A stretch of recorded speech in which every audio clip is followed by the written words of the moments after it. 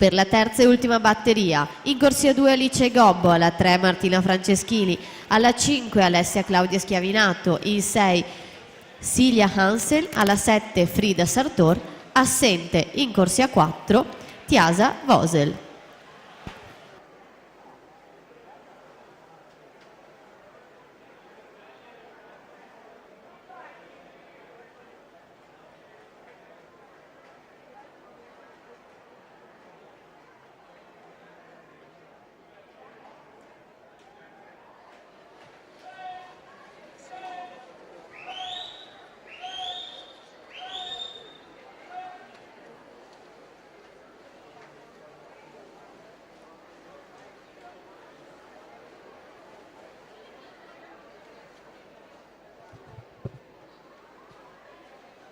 Fredrik Mertins 34,52 al passaggio, 1 centesimo la Mazzotta che sorpassa in questa seconda fase di gara. Atleta dell'Hydros chiude in 1:12,29, quindi questo il nuovo riferimento per le posizioni alte della classifica, nuova leader appunto Laura Mazzotta. Alla partenza la terza e conclusiva batteria.